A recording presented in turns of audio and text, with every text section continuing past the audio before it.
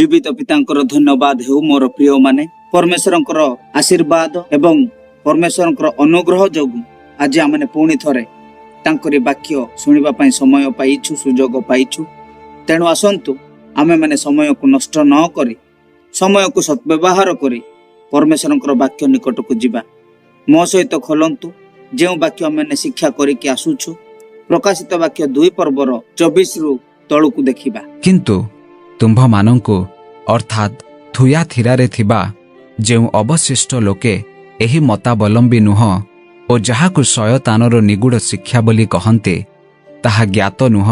तुम्भ मानंकु आम्भे कहुअछु तुम्भ मानंको उपरे आम्भे आउ कौनसी भार देबु नाही। देखिले तो थुयाथिरा मंडली रे एही परे समस्ते सेही जेजेबेल बा इसेबेल बोली जो कहूचु सेही इसेबेल रो कथा को मानु नथिले कि ताहार शिक्षा को ग्रहण करू नथिले। से माने कहूथिले आमे माने एही शैतान रो कथा को ग्रहण करिबु नाही, आमे माने पृथकीकृत जीवन यापन करिबु, पवित्र जीवन यापन काटिबु। से जहा भी आसुची आसु किंबा जहा भी घटुची घटू, आसु दुख आसु निंदा आसु ताड़ना आसु समस्या आसु क्रंदन आसु मरण जहा आसुची आसु आमे से मानकर शिक्षा को मानिबु नाही कि ग्रहण करिबु नाही, कारण ताहा संपूर्ण शैतान रो शिक्षा। मोर प्रिय माने सेथि पई बाइबल रे मध्य लेखा जाईची जहा को शैतान रो शिक्षा बोली कि जेबे एहा को शैतान रो निगूढ़ कथा बोली कुहा जाउची एहार अर्थ कोन?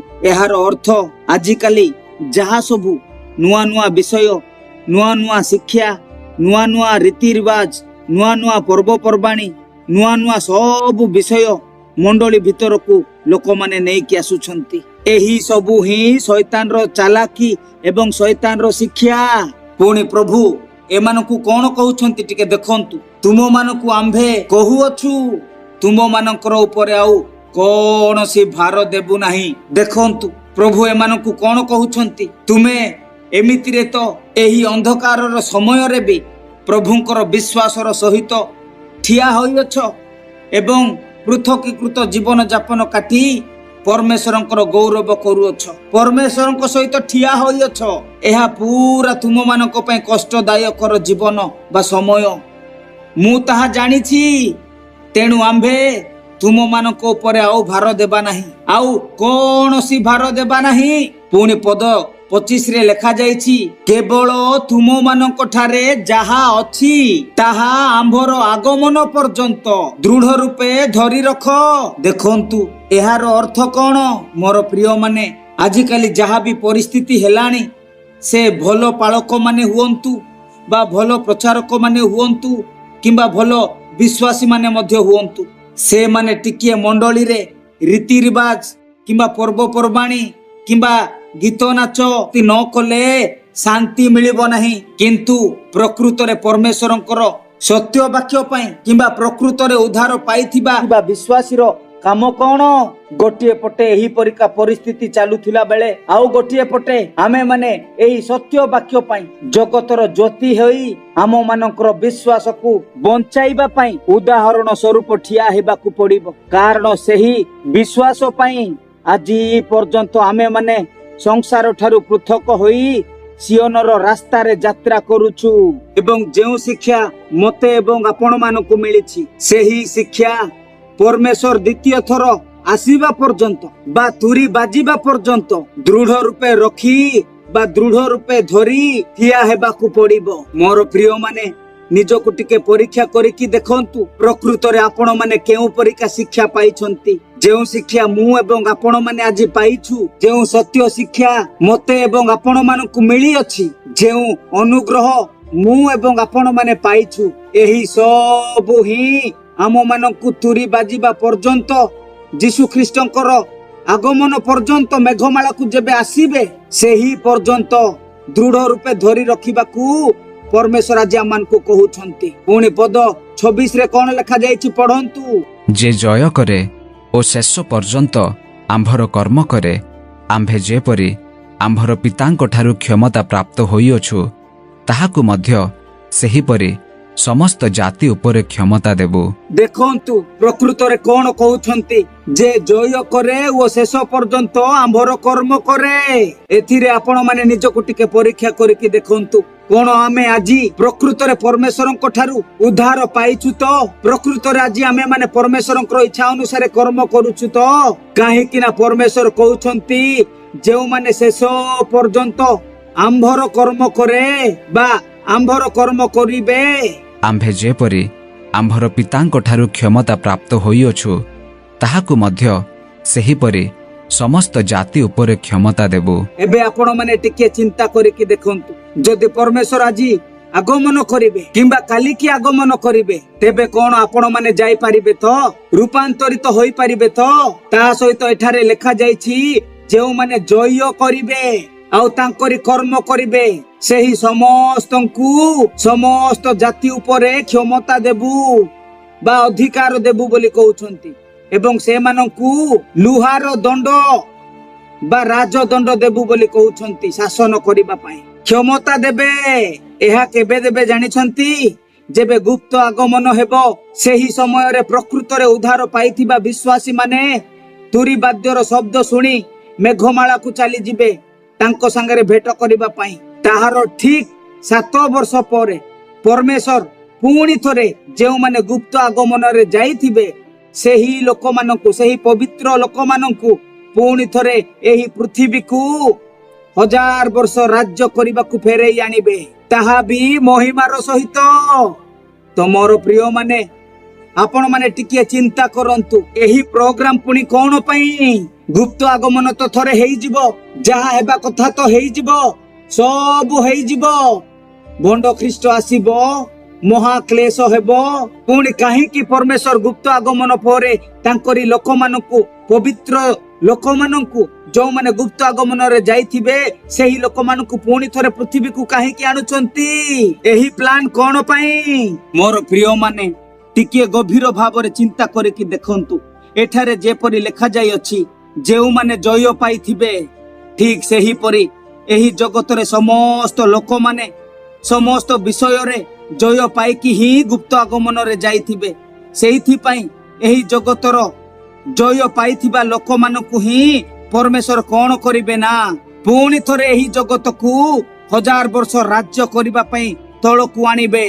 ପୁଣି ଆମ୍ଭମାନଙ୍କ ହସ୍ତରେ ଗୋଟିଏ ଗୋଟିଏ ଲୁହାର ରାଜଦଣ୍ଡ ଦେବେ, ଯେଉଁ ଦ୍ୱାରା ଆମ୍ଭେମାନେ ଶାସନ କରିବା। କାହିଁକି? କାରଣ ଯେଉଁ ପୃଥିବୀରେ ଆମେ ମାନେ ଜୟ ପାଇଛୁ ବା ଜୟ କରିଛୁ, ପୁଣି ସେହି ପୃଥିବୀରେ ରାଜ୍ୟ କରିବା ପାଇଁ। ମୋର ପ୍ରିୟ ମାନେ, ଯେଉଁ ପୃଥିବୀରେ ମୁଁ ଏବଂ ଆପଣ ମାନେ ପରମେଶ୍ୱରଙ୍କ ପାଇଁ ନିନ୍ଦା ପାଉଛୁ, ତାଡ଼ନା ପାଉଛୁ, ଦୁଃଖ ପାଉଛୁ, ଆଉ ଅଳ୍ପ ସମୟ ମାତ୍ର ଧୈର୍ଯ୍ୟ ଧରନ୍ତୁ। ଯେଉଁମାନେ ତାଡ଼ନା କରୁଛନ୍ତି ସେହି ଲୋକମାନଙ୍କୁ ହସ୍ତରେ ରାଜଦଣ୍ଡ ବା ଲୁହାର ଦଣ୍ଡ ଧରି ଶାସନ କରିବାକୁ ପ୍ରସ୍ତୁତ ହୁଅନ୍ତୁ। ସମୟ ଆସୁଛି। ପୁଣି ପଦ 27ରେ କଣ ଲେଖାଯାଇଛି ପଢନ୍ତୁ। ସେ ସେମାନଙ୍କୁ ଲୌହ ଦଣ୍ଡ ଦ୍ୱାରା ଶାସନ କରିବେ, ଆଉ ସେମାନେ କୁମ୍ଭକାରର ପାତ୍ର ପରି ଖଣ୍ଡ ଖଣ୍ଡ ହେବେ। ସେ ସେମାନଙ୍କୁ ଲୌହ ଦଣ୍ଡ ଦ୍ୱାରା ଶାସନ କରିବେ, ଆଉ ସେମାନେ କୁମ୍ଭକାରର ପାତ୍ର ପରି ଖଣ୍ଡ ଖଣ୍ଡ ହେବେ। ଏହାର ଅର୍ଥ କଣ? ଏହାର ଅର୍ଥ ଯେବେ ଜଣେ କୁମ୍ଭାର ତିଆରି କରିଥିବା ମାଟି ହାଣ୍ଡି ଭୂମି ଉପରେ ବା ଚଟାଣ ଉପରେ ଜୋରରେ କଚାଡ଼ିବା, ତାହା କିପରି ଭାଙ୍ଗି ଚୁରମାର ହେବ, ଏହି ପ୍ରକାର ଅଧିକାର ପରମେଶ୍ୱର ଯୀଶୁ ଖ୍ରୀଷ୍ଟ ପାଇଛନ୍ତି। ସାମ୍ନାରେ ଥିବା ଶତ୍ରୁ ମାନଙ୍କୁ ମଧ୍ୟ ଏହି ପରିକା ଚୂର୍ଣ୍ଣ କରିବାର ଅଧିକାର, ଏହି ଅଧିକାର ମଧ୍ୟ ଆମ ମାନଙ୍କୁ ପ୍ରଭୁ ଦେବେ ବୋଲି କହୁଛନ୍ତି। ଏହା କେଉଁମାନଙ୍କୁ? ଯେଉଁମାନେ ଜୟ ପାଇଥିବେ, ଆଉ ପ୍ରଭୁ ଯେପରି ଚାଲିଲେ ସେମାନେ ମଧ୍ୟ ସେହି ପରିକା ଚାଲିଥିବେ, ସେହି ଲୋକମାନଙ୍କୁ ମିଳିବ। ମନେ ରଖନ୍ତୁ। ପୁଣି ପଦ 28ରେ କଣ ଲେଖାଯାଇଛି ପଢନ୍ତୁ। ପୁଣି ଆମ୍ଭେ ତାହାକୁ ପ୍ରଭାତି ତାରା ଦେବୁ। ପୁଣି ଆମ୍ଭେ ତାହାକୁ ପ୍ରଭାତି ତାରା ଦେବୁ। ଦେଖନ୍ତୁ, ଶେଷରେ ପ୍ରଭାତି ତାରା ମଧ୍ୟ ଦେବୁ ବୋଲି କହୁଛନ୍ତି। ଏହି ପ୍ରଭାତି ତାରାର ଅର୍ଥ କଣ? ପଢନ୍ତୁ ପ୍ରକାଶିତ ବାକ୍ୟ 22:16 ପଦ। ଆମ୍ଭେ ଯୀଶୁ ମଣ୍ଡଳୀମାନଙ୍କ ନିମନ୍ତେ ତୁମ୍ଭମାନଙ୍କ ନିକଟରେ ଏହି ସମସ୍ତ ସାକ୍ଷ୍ୟ ଦେବା ପାଇଁ ଆମ୍ଭର ଦୂତକୁ ପ୍ରେରଣ କରିଅଛୁ। ଆମ୍ଭେ ଦାଉଦଙ୍କ ମୂଳ ଓ ବଂଶଜ ସେହି ଉଜ୍ଜଳ ପ୍ରଭାତି ତାରା। ଦେଖିଲେ ତ ଆମ ମାନଙ୍କର ଯୀଶୁ ଖ୍ରୀଷ୍ଟ ହିଁ ପ୍ରଭାତି ତାରା ଅଟନ୍ତି। ଟିକିଏ ଭାବନ୍ତୁ ପ୍ରଭୁ ଆମ ମାନଙ୍କୁ କଣ କହୁଛନ୍ତି? ଯିଏ ଜୟ ପାଇବ ଆଉ ମୋହର ଆଗମନ ପର୍ଯ୍ୟନ୍ତ ମୋହର ଅନୁସରଣ କରିବ ତାହାକୁ ମୁଁ ମୋ ନିଜକୁ ଦେବି ବୋଲି କହୁଛନ୍ତି। ଏହାର ଅର୍ଥ କଣ? ପ୍ରଭାତି ତାରା ଆମ୍ଭ ମାନଙ୍କର ପ୍ରଭୁ ଯୀଶୁ ଖ୍ରୀଷ୍ଟ ନିଜେ। ସେ ନିଜେ ପ୍ରଭୁ ଯୀଶୁ ଖ୍ରୀଷ୍ଟ ହିଁ ପ୍ରଭାତି ତାରା ଅଟନ୍ତି। ମନେ ରଖନ୍ତୁ କେତେ ବଡ ଆଶୀର୍ବାଦ ଆମ ମାନଙ୍କୁ ମିଳିବାକୁ ଯାଉଛି। ଏହି ଆଶୀର୍ବାଦ ଠାରୁ ଆଉ କଣ ବଡ ଆଶୀର୍ବାଦ ଅଛି କି? ମୋର ପ୍ରିୟ ମାନେ, ଆଜି ସେହି ଥୁଆତିରାର ମଣ୍ଡଳୀ ପରିକା ଆମ ମାନଙ୍କର ମଣ୍ଡଳୀ ଗୁଡିକରେ ମଧ୍ୟ ସାଂସାରିକ ଏବଂ ଇସେବେଲର ଶିକ୍ଷା ମାନିବା ଲୋକମାନେ ଅଛନ୍ତି। ନା ସତ୍ୟ ଶିକ୍ଷା ପାଇଁ ସଂସାର ଠାରୁ ପୃଥକ ହୋଇ, ରୀତି ରିବାଜ ଠାରୁ ପୃଥକ ହୋଇ, ପର୍ବପର୍ବାଣୀ ଠାରୁ ପୃଥକ ହୋଇ, ରଙ୍ଗ ରସ ଠାରୁ ପୃଥକ ହୋଇ, ନିଶା ଦ୍ରବ୍ୟ ଠାରୁ ପୃଥକ ହୋଇ, ପୃଥକୀକୃତ ଜୀବନ ଯାପନ କରି, ପବିତ୍ରତା ଜୀବନ ଯାପନ କାଟି ଆତ୍ମିକରେ ବଢୁଛନ୍ତି। ମଣ୍ଡଳୀ ଗଣକୁ ଆତ୍ମା କଣ କହନ୍ତି? ଯାହାର କର୍ଣ୍ଣ ଅଛି ସେ ତାହା ଶୁଣୁ। ମୋର ପ୍ରିୟ ମାନେ, ଏତେ ବାକ୍ୟ ଶୁଣିଲା ପରେ ମଧ୍ୟ ଯଦି ଆପଣ ମାନେ ପରମେଶ୍ୱରଙ୍କର ବାକ୍ୟକୁ ନ ଶୁଣି ବାକ୍ୟକୁ ହେ ଜ୍ଞାନ କରୁଛନ୍ତି, ତେବେ ଆପଣ ମାନଙ୍କ ପରି ଆଉ ଦୁର୍ଭାଗ୍ୟ ଲୋକମାନେ କିଏ ଥିବେ? ଆପଣ ମାନେ ଦଣ୍ଡ ପାଇବେ ନାହିଁ ତ ଆଉ କେଉଁମାନେ ପାଇବେ? ଆଜି ଆପଣ ମାନଙ୍କର ମଣ୍ଡଳୀ ଗୁଡିକରେ କି ପରିକା ଲୋକମାନେ ଅଛନ୍ତି ଟିକେ ପରୀକ୍ଷା କରିକି ଦେଖନ୍ତୁ। ସେମାନେ କିପରି ଅଛନ୍ତି? ଯେଉଁମାନଙ୍କୁ ସାଂସାରିକତା, ପର୍ବପର୍ବାଣୀ, ରୀତି ରିବାଜ ଏଇ ସବୁ ବିଷୟ ଦରକାର, ପୁଣି ପରମେଶ୍ୱର ମଧ୍ୟ ଦରକାର। ନା ପରମେଶ୍ୱରଙ୍କର ସତ୍ୟ ବାକ୍ୟ ହିଁ ଦରକାର ବୋଲି ସମସ୍ତ ବିଷୟ ଠାରୁ ପୃଥକ ହୋଇ ପବିତ୍ର ଜୀବନ ଯାପନ କରୁଥିବା ବିଶ୍ୱାସୀ ମାନେ ଅଛନ୍ତି। ଟିକେ ପରୀକ୍ଷା କରନ୍ତୁ। ଆଜି ପ୍ରଭୁ ଯୀଶୁ ଖ୍ରୀଷ୍ଟ ଆମ ମାନଙ୍କୁ କଣ କହୁଛନ୍ତି, କିପରି ଚେତାବନୀ ଦଉଛନ୍ତି ଟିକେ ପରୀକ୍ଷା କରନ୍ତୁ। ମୋର ପ୍ରିୟ ମାନେ, ଆଜି ଆପଣ ମାନଙ୍କ ମଣ୍ଡଳୀରେ କି ପରିକା ବିଶ୍ୱାସୀ ମାନେ ଅଛନ୍ତି? କେତେ ପ୍ରକାରର ବିଶ୍ୱାସୀ ମାନେ ଅଛନ୍ତି? ସାଂସାରିକକୁ ପସନ୍ଦ କରନ୍ତି ନା ଆତ୍ମିକ ଜୀବନକୁ ପସନ୍ଦ କରନ୍ତି? ଟିକେ ପରୀକ୍ଷା କରିକି ଦେଖନ୍ତୁ। ପ୍ରଭୁ ଆପଣ ମାନଙ୍କୁ ଆଶୀର୍ବାଦ କରନ୍ତୁ। ଆସନ୍ତୁ ଆମେ ପ୍ରାର୍ଥନା କରିବା। ସର୍ବଶକ୍ତିମାନ ପରମେଶ୍ୱର ବାପା, ଦୟାର ସାଗର, କୃପାବାନ ପରମେଶ୍ୱର, ଆମମାନଙ୍କୁ ଦୟା କଲ ପ୍ରଭୁ, ତେଣୁ ତୁମକୁ ଧନ୍ୟବାଦ ବାପା। ପ୍ରିୟ ପରମେଶ୍ୱର, ସୁନ୍ଦର ଭାବରେ ଥୁଆତିରା ମଣ୍ଡଳୀ ବିଷୟରେ ଶିକ୍ଷା ଦେଇ ଦେଇ ଶେଷ ପର୍ଯ୍ୟନ୍ତ ଆମମାନଙ୍କୁ ସାହାଯ୍ୟ କଲ ବୋଲି ତୁମକୁ ଧନ୍ୟବାଦ। ପ୍ରିୟ ପ୍ରଭୁ, ପ୍ରତ୍ୟେକଙ୍କ ହୃଦୟରେ କାର୍ଯ୍ୟ କର। ଯେତେ ଜଣ ଏହି ବାକ୍ୟ ଦେଖୁଛନ୍ତି, ଏହି ବାକ୍ୟ ଯେପରି ସମସ୍ତଙ୍କ ହୃଦୟରେ 100 ଗୁଣ ଫଳ ଫଳିବ ତୁମେ ଦୟା କର।